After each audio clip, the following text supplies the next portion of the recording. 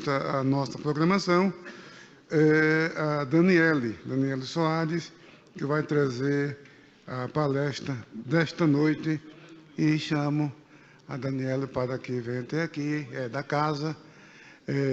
Todos os anos nós designamos sempre um obreiro do Ministério de Jundiaí para cooperar com a Escola Bíblica de Obreiros.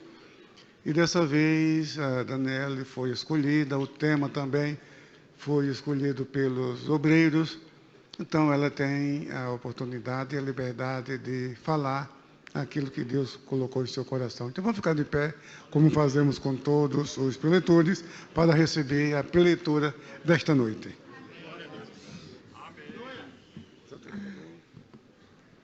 Eu não sei mexer. A paz do Senhor, podem sentar, irmãos. Amém.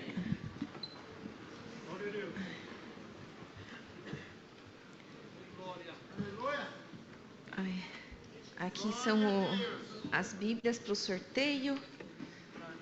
Deixa eu pôr aqui. Primeiro, eu gostaria de agradecer o convite de poder estar aqui, participando da Escola Bíblica. Para mim, confesso que foi uma surpresa e não esperava nunca. E também gostaria de agradecer o Paulinho Primati, que me ajuda com todo o material, e ficou bonito. Eu não conseguiria fazer, embora nosso tema hoje seja a beleza, seja o belo, eu não conseguiria fazer uma coisa tão bela. E nós vamos tratar bastante disso, sobre a importância de valorizarmos o belo diante do Senhor, como que isso é usado para glorificar o nome dEle. Então, como já foi dito, além do convite ter sido uma surpresa, maior foi ainda quando eles escolheram o tema. Eles pediram que eu enviasse 3 assuntos e eu mandei 5. E eles escolheram este. Então, queridos irmãos obreiros, que eu não sei quais foram os irmãos que escolheram, aqui está o momento do assunto. Então, o tema é como uma obra de arte leva à reflexão teológica. E vocês têm aí, aqueles que compraram a apostila, uma obra de arte que nós vamos analisar hoje. Como que uma obra de arte pode nos levar a pensar teologicamente? O que a gente faz?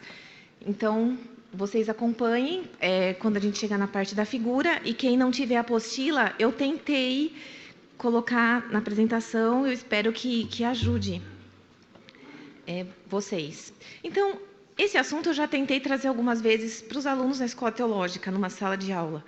E as reações são as mais interessantes. E eu não vou tratar de todas aqui, porque o assunto é mais complexo do que parece. E eu vou tratar só 2 pontos, basicamente. Mas os comentários que os alunos fazem isso é idolatria. Isso é coisa do mundo.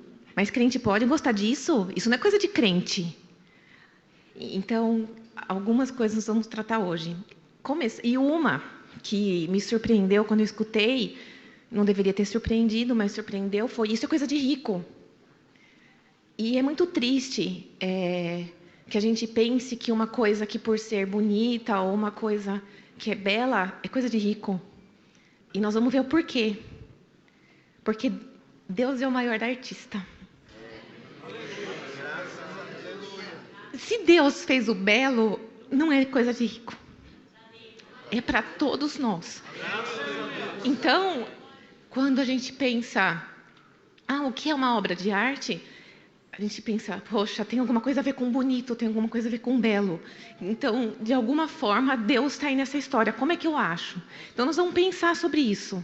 Como a Bíblia trata do assunto e que perguntas a gente faz para analisar uma obra de arte. Porque, às vezes, como a gente tem a Bíblia na nossa frente, a gente lê o texto, a gente faz perguntas para o texto.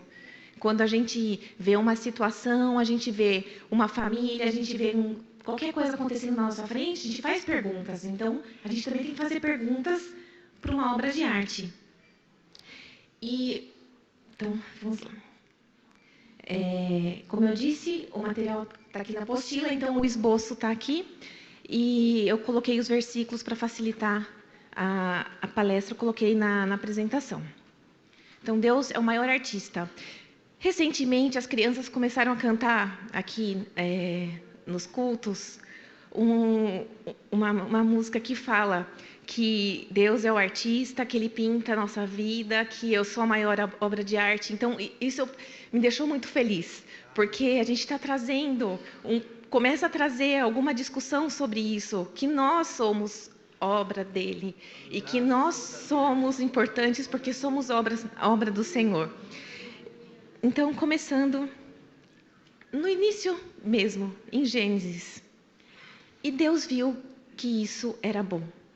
Isso aparece 1, 2, 3, 4, 5 vezes, e na sexta vez aparece. E isso era muito bom. Quando Deus cria o mundo, e cada dia Ele começa falando, e isso era bom. Ele termina a criação daquele dia e fala, e viu Deus que era bom. E viu Deus que era bom. O que significa isso? E viu Deus que era bom. Ou seja, Deus criou alguma coisa e colocou uma ordem naquilo. Aquilo funciona. E é tão interessante que Deus, quando Ele cria os animais, Ele cria e fala, esses animais vão se multiplicar. E depois Ele cria as plantas. Ele cria as plantas e fala, e essas plantas vão dar semente e vão continuar florescendo. Então, vocês percebem que, além do nosso Senhor ter sido o Criador, Ele também está garantindo a manutenção e que aquilo continue reproduzindo. Não é Deus não criou uma árvore e a árvore, depois que morresse, não morreu. Não, ela ia continuar depois, ia nascer outra, porque do fruto dela viria outra e outra. E a mesma coisa com o ser humano. Criou homem e mulher. E depois que criou, vocês vão continuar se multiplicando. Ou seja, por meio do Espírito Santo, há uma manutenção da vida. E às vezes a gente não pensa nisso, que as coisas estão funcionando, não é aleatório. Não é porque alguém apertou um botão e começou a funcionar e continuou. É porque o próprio Deus continua no nosso meio, garantindo o funcionamento do mundo. Às vezes a gente pensa só, porque não é crente, então Deus não está agindo. Não, Deus age em qualquer espaço. Ele é o nosso Criador, Ele é o dono do mundo. Tudo está sob o controle dEle, inclusive o funcionamento do planeta. Então, quando a gente vê e Deus viu que isso era bom, então as coisas eram boas. O mundo que Deus criou era bom, mas o pecado atrapalhou essa ordem. O pecado atrapalhou essa beleza. E aquilo que era bonito ficou feio por conta do pecado.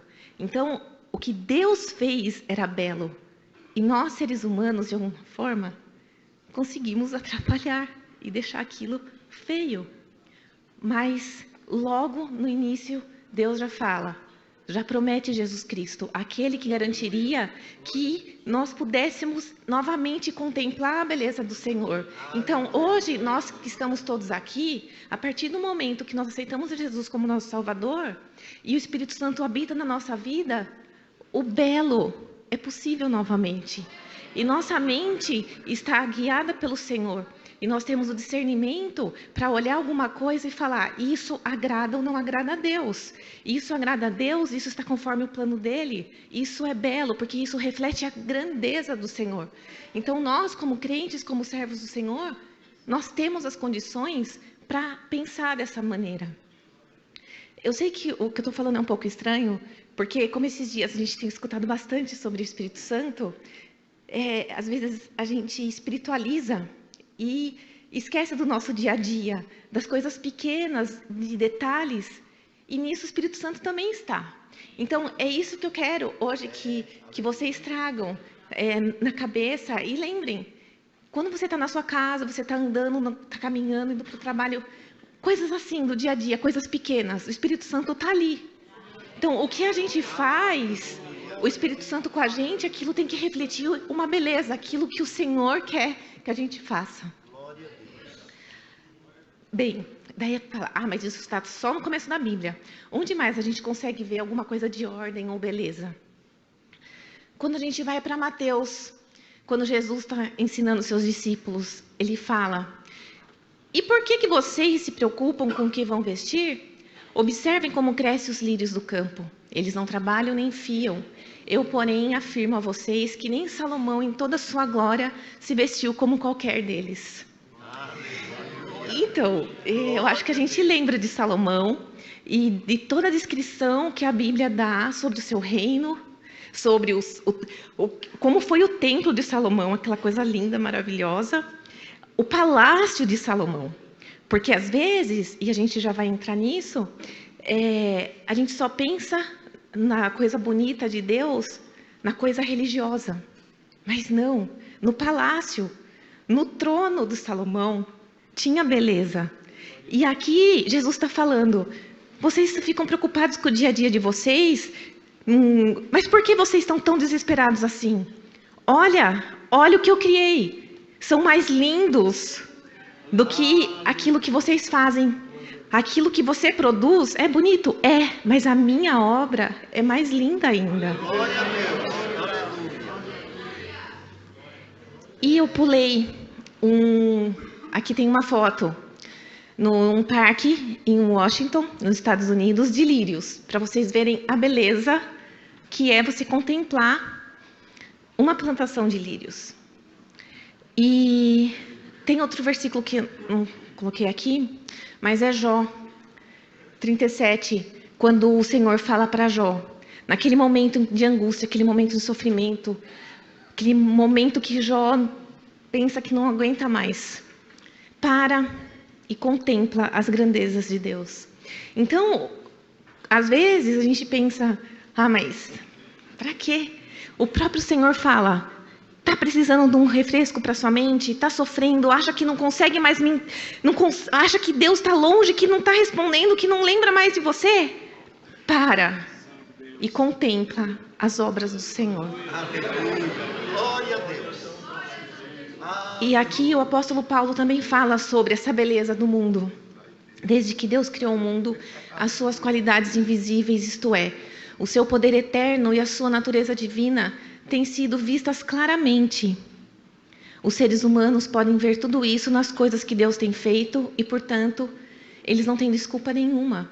Ou seja, a obra do Senhor, a natureza, quando a gente olha para aquilo que o Senhor fez, a gente fala, uau, existe alguma coisa que criou isso daí, existe Deus, e ninguém vai ter desculpa para falar que não sabia que existia um Deus criador, porque a própria obra está revelando essa grandeza.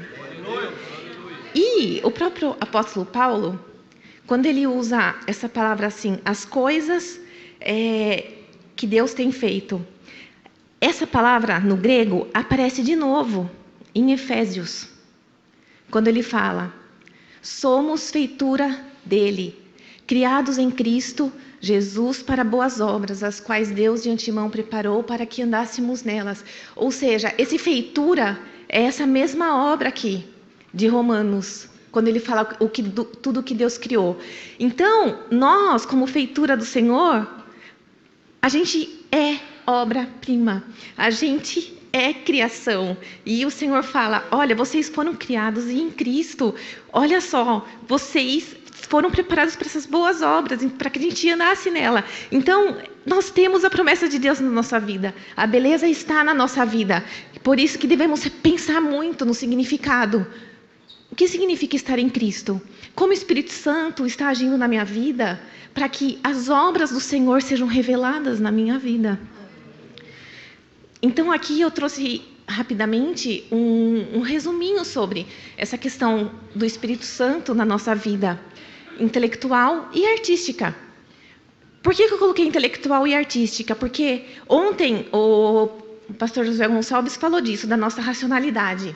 O pastor César Moisés também falou nos outros dias sobre a questão do crente pensar. Nós somos criados à imagem e semelhança de Deus. Ser imagem e semelhança de Deus significa que nós vamos apresentar alguma coisa do que é Deus. E Deus, como Criador, e nós temos essa imagem, nós também somos criadores. E quando a gente vai entender o significado dessa imagem e semelhança de Deus, a gente observa que o sentido que aparece ali em Gênesis é: vocês foram colocados como representantes de Deus na Terra. Não é à toa que o Senhor nos dá a responsabilidade de cuidar do mundo ao nosso redor. Ele fala para Adão, vai lá, dá o nome, e depois cultiva o jardim, cuida. Por quê? Porque nós somos representantes do Senhor aqui.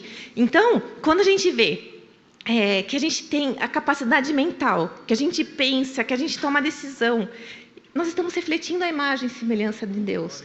E quando fala ali o Espírito Santo, o que é o Espírito Santo?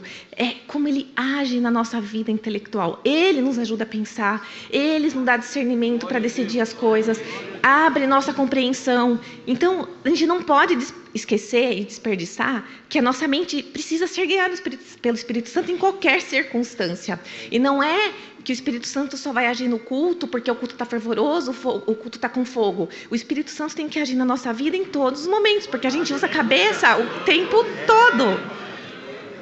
E aqui eu coloquei o Espírito Santo como autor da vida intelectual e artística. Interessante quando a gente pensa nessa parte artística. E eu gostaria de dar alguns exemplos. Porque a gente está falando de beleza. Daí eu penso, como que às vezes as pessoas não percebem? Aqui na igreja, no culto de Santa Ceia, a gente tem uma mesa que a gente coloca as bandejinhas com os copinhos, a bandeja com pão, a gente organiza tudo bonitinho. Daí vocês já perceberam que geralmente essa mesa tem uma toalha? Essa mesa não está limpinha, não tem uma mesa que está ali feita. Olha aqui o púlpito. Tem um púlpito. Quem fez o púlpito? O púlpito é bonito. Tenho certeza que os irmãos dirigentes, quando vão trocar o púlpito, alguma coisa, eles procuram um púlpito bonito. É verdade. É uma preocupação. A gente quer ter um púlpito bonito. E geralmente é algum irmão que vai executar. O irmão marceneiro. Espírito Santo agindo na vida dele. É uma coisa tão simples. Mas já parou para pensar como o Espírito Santo trabalha nesses pequenos detalhes? Ou na conferência missionária, quando tem um cantinho do artesanato, que as irmãs fazem.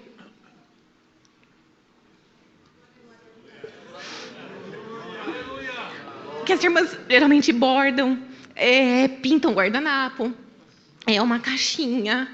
Ou as irmãs costureiras que fazem uma roupa. Gente, isso tudo tem que ser entregue ao Senhor, para que o Espírito Santo guie nossa vida. E às vezes a gente pensa, mas isso, que besteira. Não é besteira, porque quando o Espírito Santo trabalha, inspira, você está conectado com o céu, o resultado do seu produto é diferente. Isso são exemplos que eu estou dando de coisas que aqui, do púlpito que eu estou vendo, mas eu não sei o dia a dia de cada um, o trabalho que cada um tem. Cada trabalho que você faz é uma obra de criatividade. E o Senhor quer trabalhar nisso também. E como eu disse, infelizmente, o pecado atrapalha o que a gente faz. Então, o resultado do que você expressa é aquilo que você tem dentro. Então, às vezes, daí aqui a gente já vai para um outro campo. Estava falando dos irmãos aqui da igreja. Agora eu digo quando a gente vê alguém que não serve ao Senhor. E você vê uma coisa mal feita, uma coisa feia. Ou em obras de artes que às vezes as pessoas também me falam, mas é muito violento. Ou, tem alguém pelado. Porque está ofendendo a imagem de Cristo. Ou porque uma profanação. O que é isso? É uma produção humana também. Uma produção humana que, às vezes, não é de um servo ou de uma serva de Deus, um filho ou filha de Deus, mas de uma criatura, uma simples criatura. E quando a gente vê isso, por mais feio que seja, a nossa reação é qual? Essa pessoa precisa da redenção, essa pessoa precisa encontrar Jesus. Porque o que ela tem a oferecer, o que ela tem a expressar, não é o belo. Ao invés de me lembrar das grandezas e das maravilhas que o Senhor fez, o que essa pessoa produz só me lembra a miséria. E hoje, infelizmente, nós vivemos numa época em que, como a gente já citou também aqui durante a semana, que a nossa tradição judaica cristã não é mais o padrão. Então, quando a gente olha muitas coisas que as pessoas fazem, que os artistas fazem, a gente só vê miséria. O que isso está mostrando? Um mundo desesperado, um mundo sem esperança, um mundo que não consegue ver as belezas do Senhor. Então, é uma reflexão para a gente. Em que momento que nós paramos de nos envolver com a produção artística e com essas coisas que a gente chamaria de mundo? Se a gente deixa de produzir como um crente, se a gente deixa de produzir aquilo que seria a beleza, aquilo que reflete a glória do Senhor, a gente está dando espaço para aqueles que não têm isso. E então a gente não pode reclamar de que não vou naquele lugar porque aquilo não presta. Aquilo não presta porque eles tomaram o espaço que a gente deixou. Então é uma reflexão para a gente pensar como a gente valoriza os artistas que estão dentro da igreja. E como que nós podemos ajudar a construir um mundo em que a arte reflita a beleza de Deus, traga uma mensagem do Evangelho e não essa miséria. Porque a arte, ela é uma linguagem e tem diversas formas. Tem a música, tem a poesia, a literatura, tem a arquitetura. Tem a escultura, tem a pintura de quadros, tem o cinema. Isso tudo é arte. E se nós, os crentes, saímos, a gente deixou espaço para outros. Então, a gente consome muita porcaria. Por quê? Porque a gente não produz. A gente só vira um consumidor. Então, quando eu trago isso aqui pensando como crentes que tem Cristo na vida, em que o Espírito Santo trabalha no nosso coração, a gente tem que ligar o nosso controle de qualidade. A gente precisa observar. Isso daí, tá bem feito? Muito bem feito. Olha, a técnica é impecável, mas o conteúdo é uma porcaria. Esse conteúdo ofende a santidade do nosso Deus. Então, a gente precisa ligar esse controle de qualidade. E também, como eu disse, repensar. Será que eu não tenho algum dom? Será que eu não poderia fazer parte desse mundo artístico e colocar coisas boas? Isso faz parte. A gente, às vezes, vê alguns filmes evangélicos. Tá, a mensagem é boa, mas é feio, é mal feito. A gente pode fazer bem feito. Ou a nossa música. A gente pode fazer a música bem feita. Continuando ainda, falando aqui do Espírito Santo, voltando um pouquinho. Então, como eu disse, a redenção em Cristo e uma nova vida movida pelo Espírito Santo, ela vai revelar beleza no mundo. E, quando a gente fala em beleza, teve uma coisa que eu não ia falar, mas como meu pai falou segunda-feira, é um termo teológico complexo, eu falei, já que ele falou, eu falo.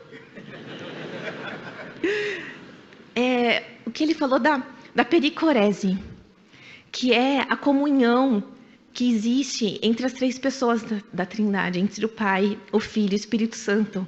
Uma comunhão que existe, um relacionamento entre eles, que existe e sempre existiu. Desde antes do mundo já existia.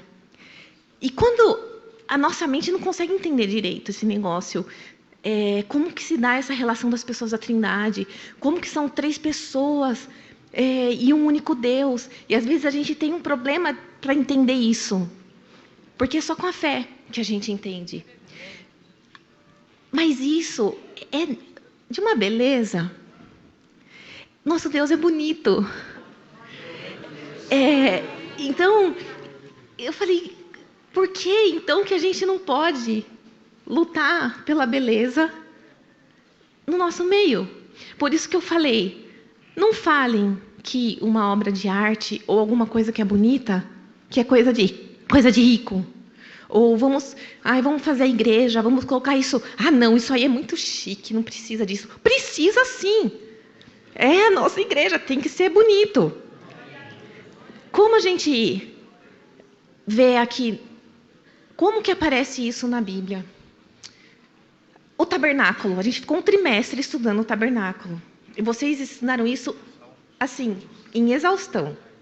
É romã para lá, é romã para cá, é querubim aqui, é querubim ali, é boi, é candelabro, é o detalhe da roupa do sacerdote, são as pedras. E Deus falou para Moisés de cada detalhezinho desse tabernáculo. E a gente vai falar assim, sim, tudo aquilo era importante, por quê? Porque já apontava para o nosso Cristo. Sim, mas o que mostra era uma coisa bonita. Deus estava preocupado em que aquilo fosse belo, que a presença dele no meio do povo fosse uma coisa inigualável. Então aqui, e depois o tabernáculo, isso foi para o templo ficou mais grandioso ainda. A rainha de Sabá não acreditou. Ela foi até lá para verificar se realmente aquela beleza de que falavam era realmente verdade, porque ela não acreditou. E quando a gente vai hoje para Israel, e a gente começa a imaginar, assim, Jerusalém bem no alto, quando você vê, imaginar como era o templo na época, quando aquelas pessoas que chegavam a pé, andando, e já viam de longe o templo. Uma coisa bonita, que representava a presença de Deus no meio do seu povo. Então, as nossas igrejas têm que ser o quê? Bonitas também. A gente não pode deixar fazer de qualquer jeito. A gente tem que se preocupar com isso. E depois, como eu falei, na poesia, nos Salmos, Jó, Cantares, várias orações que aparecem, oração de Davi, até a canção do Cântico de Miriam, que ela aparece dançando, tudo isso é poesia. Poesia, e hoje, para a gente às vezes é meio estranho, porque poesia parece que está meio fora de moda na nossa geração. Mas esses textos hebraicos, no mundo antigo e até os dias de hoje, são de uma beleza que às vezes a gente não dá tanto valor como crente, como palavra de Deus, e o mundo de fora dá muito valor. Como eu falei, é da música, que tem bastante, instrumentos também no templo, no tabernáculo, e as imagens visuais. Apocalipse. Quando a gente lê Apocalipse, é aquela sensação de você estar assistindo um filme, que começa um monte de cena vindo na sua frente. Porque é essa sensação que dá. São vários animais que aparecem, e depois aparece não sei o quê, uma outra criatura, e vem, e vai, uma sobreposição. Gente, isso é muito modernoso. Está lá em Apocalipse. Muito bonita. Daí eu entro num outro problema que os irmãos costumam falar.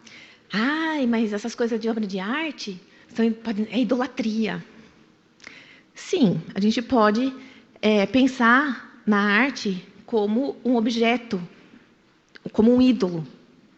Mas eu trouxe um exemplo para vocês, que eu acho que vocês vão entender qual o problema da idolatria e da imagem. Quando Deus fala, vocês não vão fazer uma imagem de escultura, Deus está falando, vocês não vão adorar um objeto. Deus não está falando que não é para fazer algo para ser bonito. Ok, os querubins são seres celestiais. Mas e os bois? Os bois não são seres espirituais. E eles aparecem lá no tabernáculo e aparecem no templo como objeto de decoração. E a romã da roupa do sacerdote? É azul. E qual que é a cor da romã? Vermelha ou amarela. Ou seja, a gente vê que a arte aparece na Bíblia, não é para ficar representando só coisas celestiais, mas coisas que a gente vê, coisas do nosso mundo. E a gente não tem que representar exatamente como ela é. A gente pode querer dar um toque diferente, mudar a cor daquilo. Porque o céu é azul, não pode pintar de laranja. Mas isso está representando, sei lá, o pôr do sol. Por que não pode ser laranja? Então, não é problema o objeto, o problema é como se usa. E o exemplo que eu trouxe para vocês é a serpente no deserto. Vocês lembram, lá em Êxodo? Em Êxodo, não. Números, quando o povo está no deserto e tem o problema do pecado, o povo pecou, todo mundo doente, vai todo mundo morrer, levanta a serpente e quem olhar para ela vai ser curado. Ok, deu certo, as pessoas foram curadas. Mas aí depois a gente vai mais para frente e o rei Ezequias manda destruir a serpente. Por quê? Porque as pessoas começaram a adorar aquela serpente. Ela foi construída com um objetivo. O objetivo de que as pessoas olhassem para ela e fossem curadas. E não só isso. Depois, em Jesus, a gente entende que aquilo já era um sinal da cruz. É verdade. E o próprio Jesus faz referência a essa serpente. Então, vocês percebem que não há um problema em você construir os objetos. O problema é você usar isso como o seu Deus. Como aquilo que vai ser um objeto de adoração. Isso é a idolatria. Então, quando você visita um museu, quando você vai na casa de alguém, numa galeria, quando você está num lugar onde você vê uma obra de arte ou uma escultura, qualquer coisa, não necessariamente vai ser um objeto de idolatria. Ver o que a pessoa está fazendo com aquilo. Aí, sim, pode ser um ídolo. E eu trouxe uma frase do Francis Schaeffer, que ele fala, não é a existência da arte figurativa que é errada, mas o seu uso incorreto. Então, eu espero que esse problema da idolatria não seja mais uma desculpa para a gente falar que não precisa entender de arte. E a Bíblia como obra de arte. Eu já comecei a falar um pouquinho sobre isso quando eu falei da beleza dos salmos, da poesia, da beleza da literatura. Mas olha o que fala a nossa declaração de fé. Deus soprou nos escritores sagrados, os quais viveram numa região e numa época da história e cuja cultura influenciou na composição do texto. Esses homens não foram usados automaticamente, eles foram instrumentos usados por Deus, cada um com sua própria personalidade e talento. O que é isso? O Espírito Santo inspirou cada um dos escritores bíblicos. E a Bíblia, por ter sido um livro, por ser a palavra de Deus, aquela coisa do sobrenatural, em que é a palavra de Deus, porque homens foram inspirados conforme a vontade do Senhor para que aquilo fosse escrito. É uma obra de arte. A própria Bíblia é uma obra de arte. É difícil a gente pensar isso, né? Porque a gente pensa, a palavra de Deus serve para o meu devocional, serve para a gente usar no culto. Mas a Bíblia é uma obra de arte, é uma produção humana. Igual o pastor José Gonçalves contou ontem daquele irmão que falaram para ele, mas isso foi escrito por homens. Ele falou assim, mas você já viu algum jumento escrevendo alguma coisa? É isso. Quem escreveu a Bíblia foram homens inspirados por Deus. O Espírito Santo inspirou. O Espírito Santo, com a sua função de inspirador da vida intelectual e da vida artística. A gente pensa, mas só foi naquela época, Deus não inspira mais. Não, Deus continua inspirando. Primeiro eu quero ler aqui os versículos primeiro de Davi. São estas as últimas palavras de Davi. Palavra de Davi, filho de Jessé, palavra do homem que foi exaltado, do ungido do Deus de Jacó, do suave salmista de Israel. O Espírito do Senhor fala por meio de mim, e a sua palavra está na minha língua. Então, Davi estava inspirado pelo Senhor. Ele reconhecia isso, e deixou registrado. E depois, o apóstolo Pedro, ele fala, primeiramente, porém, saibam que nenhuma profecia da Escritura provém de interpretação pessoal. Porque nunca, jamais, qualquer profecia foi dada por vontade humana. Entretanto, homens falaram da parte de Deus, movidos pelo Espírito Santo. Então, é a palavra de Deus, por quê? Porque o Espírito Santo inspirou esses homens. Nada do que eles fizeram foi, estou com vontade de fazer. Não, eles fizeram porque foram inspirados, era da vontade de Deus. E que esse texto chegasse até nós. Então, vamos valorizar a Bíblia como a sua obra de arte. E como eu falei, às vezes alguém pensa, mas Deus só inspirou naquela época. E eu trouxe alguns exemplos para vocês. Não sei se alguém reconhece essa capa. Foi da nossa Operação Josué? Foi uma Bíblia que foi impressa com a capa da nossa igreja. E foi um artista da nossa igreja que fez. Inspirado por Deus, pelo Espírito Santo. Como eu disse, o púlpito também foi um artista inspirado pelo Espírito Santo que fez. E eu trouxe para vocês, que é o que vocês vão receber hoje, quem for sorteado, uma coleção da Sociedade Bíblica. São 4 Bíblias. São 4 capas de artistas que fizeram. Essa daqui é Sacrifício. É Jesus levando a cruz. Essa Bíblia aqui chama Bíblia Arte. Por que ela chama Bíblia Arte? Porque as capas foram feitas por algum artista crente. Essa daqui, que é o Sacrifício, foi Paolo Vardiero que fez. E nessa Bíblia tem um encarte que fala sobre cultura e a Bíblia, fala sobre arqueologia, fala sobre artes e fala sobre cosmovisão. Por isso que essa Bíblia vai ser sorteada hoje, porque tem a ver com o tema que a gente está fazendo.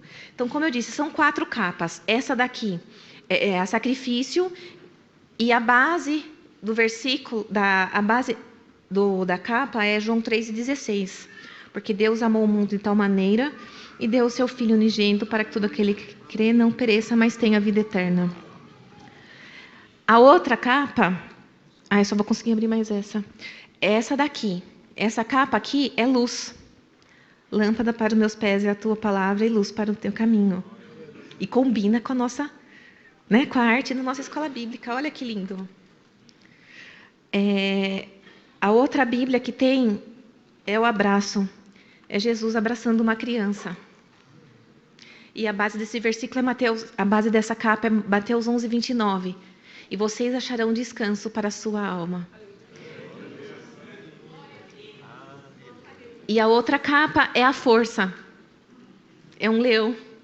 Apocalipse 5:5. Não chore, eis que o leão da tribo de Judá, a raiz de Davi, venceu. Então, o Espírito Santo continua inspirando. Os artistas que fizeram essas capas, eles usaram os versículos, eles oraram, eles pediram inspiração do Espírito Santo. Para quê? Para que nós pudéssemos hoje ter uma Bíblia com uma capa bonita e não só uma capa preta.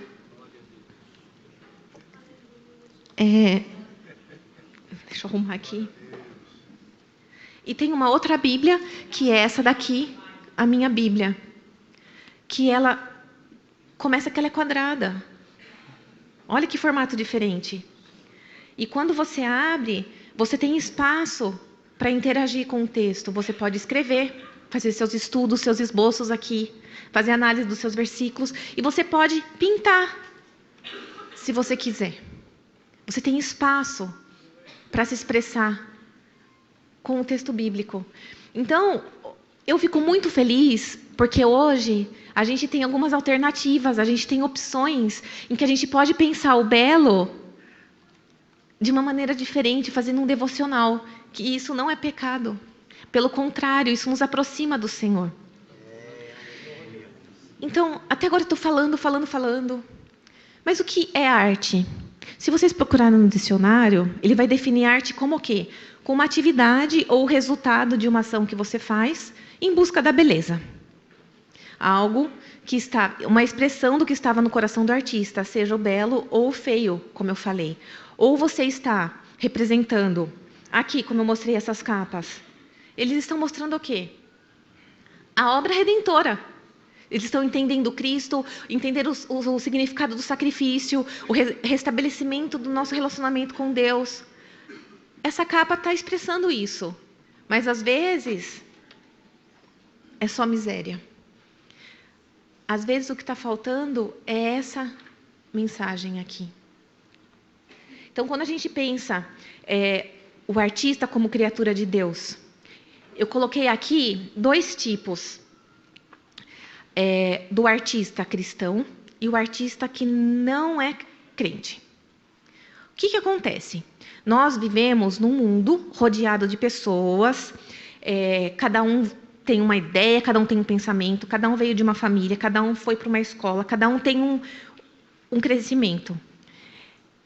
E quando você vai expressar isso, você revela quem você é. Um artista cristão, ele pode pensar assim: bem, eu sou um crente, eu entendo a palavra de Deus, eu entendo os propósitos de Deus para a vida, não só para a minha, como para de toda a humanidade. Ele entende a cosmovisão cristã. Então, quando ele vai fazer uma obra de arte, ele vai refletir isso, essa crença da cosmovisão cristã. Mas o que acontece? Às vezes, pode ter um crente que não entende direito da sua cosmovisão cristã, não entende direito da Bíblia. E o que vai acontecer? A obra que ele produzir vai ter essa aparência. Um negócio, a pessoa não está entendendo o que está fazendo. E vocês vão entender bem isso quando eu falar aqui, que é o exemplo mais frequente na nossa vida, os hinos que a gente canta na igreja. Os hinos da harpa tem coerência, as letras são teológicas, está muito bonito. Mas a gente canta umas músicas na igreja que você fala: hã? O que está querendo dizer aí? Ou seja, foi um artista crente, mas que não está entendendo direito da teologia da sua igreja, da sua cosmovisão cristã. A gente percebe isso. Como eu falei, quando a gente aciona o Espírito Santo na nossa cabecinha, a gente põe a cabeça para funcionar, a gente discerne aquilo que reflete a beleza de Deus ou aquilo que está esquisito, que está meio tentando mostrar, mas não está conseguindo. E tem a outra categoria, são os artistas não cristãos. Esse artista não cristão, aquele que não é crente, ele pode viver num mundo rodeado de cosmovisão cristã, de tradições, de princípios cristãos. Então, mesmo sem perceber direito, ele produz algo que reflete a glória de Deus. Por quê? Porque o ambiente em que ele vive, a cultura dele, trata disso. Então, ele mostra. E como eu falei para vocês, infelizmente, a gente está se afastando desses princípios e desses valores. Então, hoje, a obra de arte produzida por não crentes dificilmente está tratando da obra redentora de Cristo na cruz, dificilmente mostra a beleza da criação. Tem alguns que fazem isso, mas na sua maioria não é. Então, nós precisamos acionar nossa mente quando a gente observa aquilo. O que é isso? Isso foi um crente que fez? O crente sabia o que estava fazendo? Não, sabia. Ou, esse aqui não é coisa de crente, mas olha, está entendendo bem da teologia, parece até que leu a Bíblia. Esse aqui, esse aqui não dá, vira. Não dá nem para olhar, então vira. Nós precisamos acionar nossa mente e selecionar essas coisas, o conteúdo das coisas. Então, chego agora numa obra de arte. Como a gente lida com essa obra de arte? Como que a gente vai olhar para ela e pensar? A gente faz algumas perguntas. Qual é o tema? É um retrato, é uma natureza morta, é um abstrato? O que é uma paisagem? Paisagem a gente sabe, quando você vê a natureza assim, pintadinha. Um retrato, alguém como se fosse a fotografia de hoje, ou de uma pessoa só, ou de uma família, ou de alguma cena do cotidiano. Natureza morta, frutas, animais, coisas assim, é natureza morta. E o abstrato é aquilo que não tem uma figura que você identifica, só cor, ou só objeto, ou só formas geométricas. O que acontece? Para a gente entender, não só uma obra de arte pendurada no museu, mas para a gente entender um filme, entender a letra de uma música, a gente precisa parar e prestar atenção, e ver o que está acontecendo. Porque uma maneira da gente absorver porcaria é que a gente deixa para lá, entendeu? Mas quando você para e fala, não, peraí, o que está acontecendo aqui de verdade? Para e dá uns minutinhos. Olha, fala, agora eu estou captando. Então, é disso que a gente está falando aqui. Você para e você faz as perguntas. Do que se trata? O que eu estou vendo? Qual que é o assunto? Daí você fala, o que aparece mais? O que aparece menos? Quem foi que fez? Uma pessoa, várias pessoas fizeram? Quando isso foi feito? Semana passada, ano passado, há 100 anos, há 2000 anos? Quais os materiais? Do que isso é feito? Como isso foi executado? Daí depois você interpreta o que vê e questiona o que é aquilo. Você fala assim, tem alguma intenção? Será que o artista estava pensando em alguma coisa quando fez isso? Será que ele fez sem saber o que estava fazendo? Quais os valores, quais os princípios do que eu estou vendo? O que está por trás disso?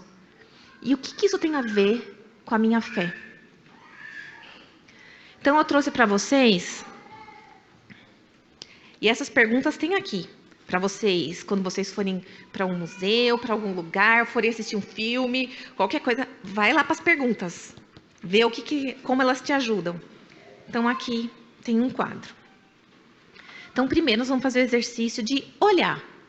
Você que não tem apostila, vai olhar ali. Quem tem apostila, olha na apostila. Passa uns minutinhos observando. Então, quando a gente olha, qual que é o tema? A primeira coisa que a gente olha, o tema. Tem um homem e uma criança. Um homem e um menino. O pai e o filho. Ok. Daí você pensa, tá bem escuro. Não vejo nada no fundo. No fundo não tem uma paisagem, não tem árvore. Parece que o adulto está trabalhando. Observem. O adulto, ele ocupa praticamente 3/4 do espaço. E o menino é 1/3 do espaço. Você fala, interessante. Tem um pai e um filho trabalhando. Não tem muito detalhe, tem algumas coisas no chão e está muito escuro. Ok, como chama esse quadro? São José o Carpinteiro. Quem será que é? José e Jesus? De quando é esse quadro? É de 1642, século 17. Como chama o pintor? Georges de Latour. Ele nasceu em 1593, ele morreu em 1652. Ou seja, ele pintou o quadro 10 anos antes de morrer. Onde está esse quadro? Ele está no Museu do Louvre, em Paris, na França. E o que é esse quadro? É óleo, a tinta óleo sobre uma tela. Tem 1,37 m de altura e 1 metro de largura. Ou seja, é um quadro mais ou menos assim. É um quadro muito bonito. A gente tentou representar aqui, na impressão, mas a gente não consegue ver tantos detalhes como ao vivo. O que isso nos provoca? A gente não abre mão de visitar exposições quando elas existem, porque você olhar é uma coisa, que você vê a tinta, você vê a pincelada que o artista deu, você consegue ver todos esses detalhes. Interessante que quando você olha ali a cor, parece tudo marrom, um pouco terroso. O que é isso? Essa técnica que a gente está vendo aí é uma técnica que trabalha com claro e escuro, com luz e escuro. Então, por que o artista usava isso? Porque ele fala, olha, eu não quero que você fique prestando atenção num monte de coisa. Eu só quero dar o foco naquela coisa que está clara. As outras coisas que você observar são só detalhes, só complementam. Essa época, eu vou dar uma explicação do que estava acontecendo nessa época, na França. É um pouco depois da época da Reforma Protestante. Como vocês sabem, que a gente já estudou bastante aqui, a Reforma Protestante, em que houve aquele rebuliço dentro da Igreja Católica, e os protestantes tomaram um caminho e os católicos tomaram outro caminho. E o que acontece? A Igreja Católica, preocupada com o que estava acontecendo, falou, gente, a gente precisa prestar atenção. Olha o que aconteceu, a gente está muito impuro, a gente tem que voltar para Deus. Então, eles fizeram um concílio, o Concílio de Trento, em 1500 e um pouquinho, no final do século de 1547 até 65.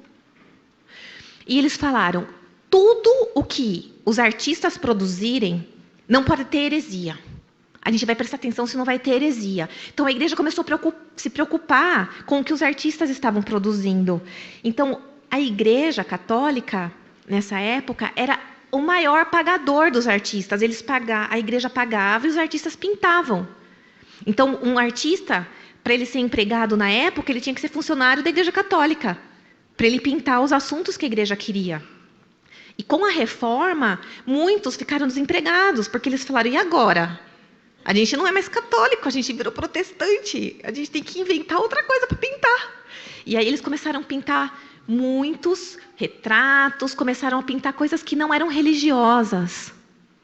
E esse quadro aqui, que eu trouxe para vocês, é um pintor que era o pintor do rei Luís XIII, na França. Era um rei católico. E nessa época, os jesuítas, sabe aqueles que vieram para o Brasil? Eles estavam muito em voga. E eles gostavam, sabe de quem? De José. Então, quando a gente vê esse quadro, a gente pensa, por que não colocou Maria? Por que colocou José? Porque José estava na moda? Possivelmente. Qual outro detalhe mais genérico? Tá, esse é do José e do menino Jesus. Mas eu quero aproximar. Como que a gente faz uma reflexão teológica sobre isso? É um quadro de um pintor católico. Ou seja, alguém que tinha uma cosmovisão cristã. Ele sabia o que estava escrito na Bíblia. E como eu falei, ele não pintou Maria, ele pintou José no quadro. Uma coisa interessante, quando a gente vê obras religiosas, é observar o menino Jesus. Sabe por que é importante pintar Jesus com aparência de humano? Tem um ponto teológico aí. Porque Jesus, ele é Deus, mas ele encarnou. Para a gente hoje, a gente está cansado de ouvir isso na escola dominical, no culto, no tal. Mas antigamente, e principalmente bem lá antigamente, com os pais da igreja, quando ainda eles estavam tentando entender o que significava Jesus, ser o Filho de Deus, você pintar Jesus como ser humano estava reafirmando, ele não é um fantasminha que estava flutuando por aí, ele teve corpo, ele nasceu. Então, geralmente, a gente vê Maria segurando o menino Jesus e ele está peladinho. É para mostrar que ele era humano. É uma resposta teológica, numa linguagem que não é escrita, é numa linguagem visual. Era educativo. Percebe? Hoje, como eu falei, a gente vive num mundo em que esses debates teológicos estão dentro da igreja. As pessoas na rua nem sabem do que a gente está falando, nem sabem o que é debate teológico. Mas naquela época era o assunto. Hoje são outros os assuntos. Então, o que mais que eu... Uma coisa interessante.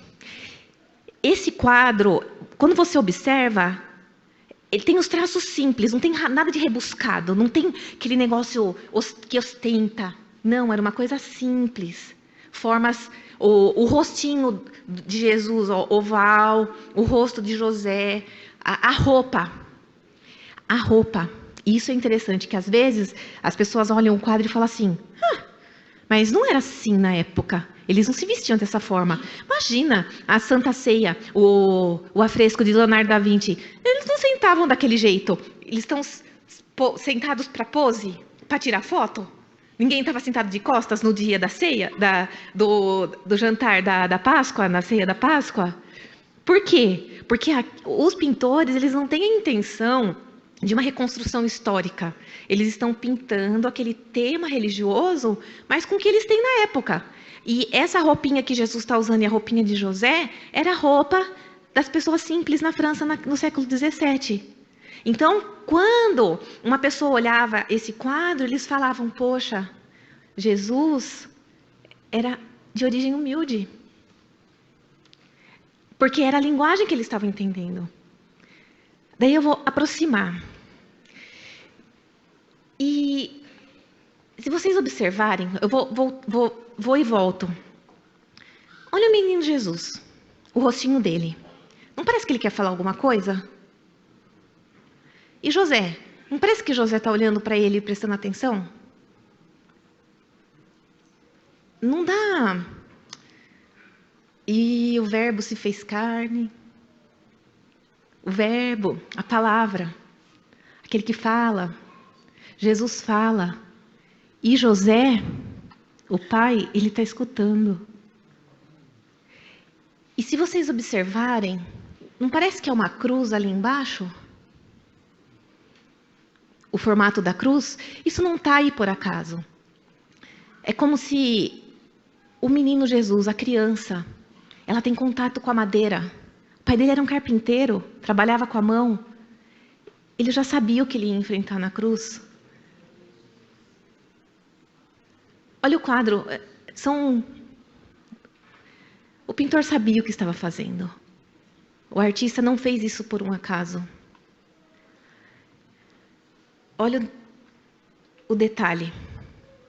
Os pezinhos de Jesus, os detalhes da marcenaria, um gesto do menino. Ele é Deus, mas ele está aprendendo com o pai. Um menino obediente. A gente não tem muitas informações de Jesus criança. E o artista se deu a liberdade. A Bíblia nem fala que Jesus estava lá dentro ajudando o seu pai. Mas ele se deu a liberdade de fazer uma reflexão. Como Jesus teria sido com seu pai? E o que eu acho mais interessante, a técnica que eu falei para vocês, do escuro e do claro. A única luz que a gente vê é da vela.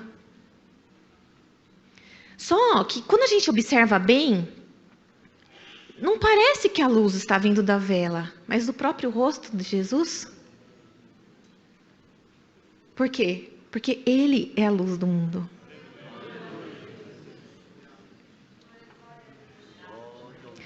E olha como José observa isso com atenção. José, voltando a ele, que o pastor... Não foi o pastor José Gonçalves, foi acho que o pastor César Moisés, que ele falou, imagine José, ele era o pai adotivo de Jesus.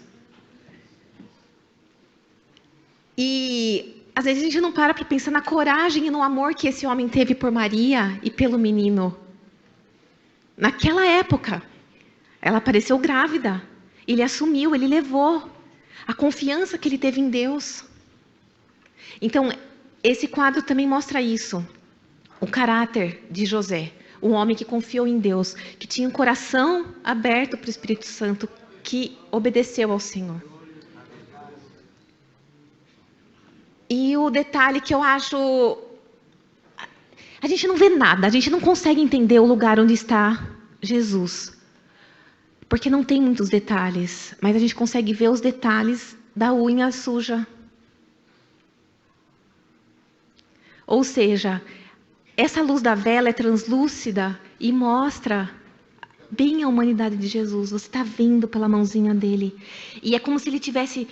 Olha, eu sou uma criança... Não chegou a minha hora. A luz tá quase.